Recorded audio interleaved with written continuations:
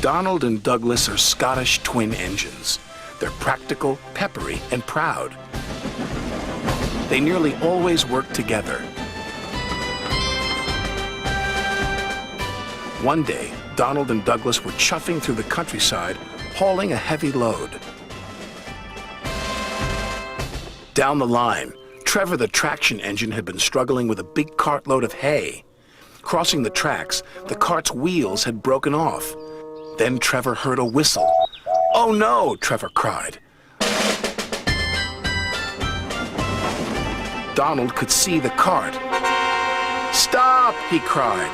Donald's driver applied the brakes, but it was too late.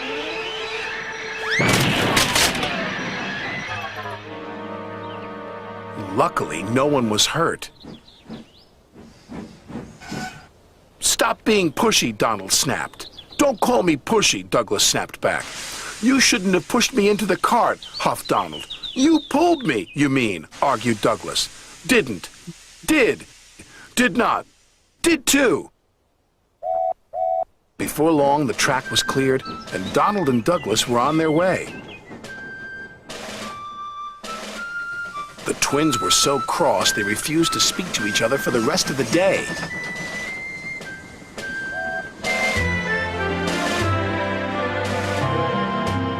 The next day, Sir Topham Hatt needed an engine to help Duck at the smelter's yards. "May I go, sir?" said Donald eagerly. "I only need one engine," said Sir Topham Hatt, "not two." "I am only one engine, sir," said Donald, "and I would like to work with Duck." Sir Topham Hatt was surprised, but agreed. Thomas was worried. "Won't you miss one another?" he asked. "I know I'd miss Annie and Clarabelle. I'll work better on my own," sniffed Douglas. "I have work to do," huffed Donald. At first, Donald enjoyed working with Duck.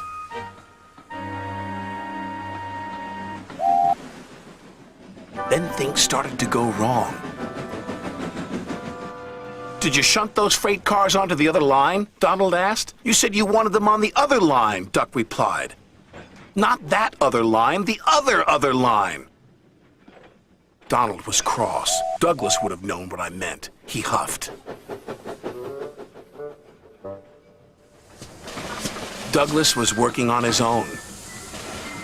He chuffed dutifully through the beautiful countryside. But Douglas had no one to share it with. Although he tried not to, he was beginning to miss his twin. That night, Douglas's driver took him to visit Donald. "I was just passing," said Douglas. "Have you come to say you're sorry?" Donald sniffed. This made Douglas very cross. "I've nothing to be sorry for," he said, and steamed away in a huff.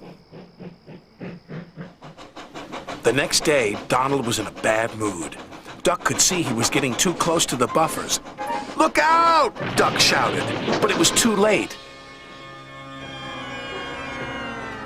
Donald's driver was very cross. "This wouldn't have happened if you were working with Douglas," he said. Donald knew he was right, and Duck knew he couldn't pull Donald back onto the rails. So he went for help. Douglas was sadly finishing his work as Duck steamed into the depot. "Donald is in trouble," said Duck. "Donald in trouble," Douglas cried. "I'm on my way!" And he steamed off as fast as he could.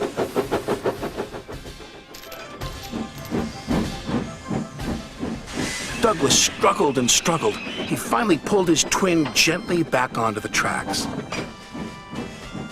He was relieved Donald wasn't hurt.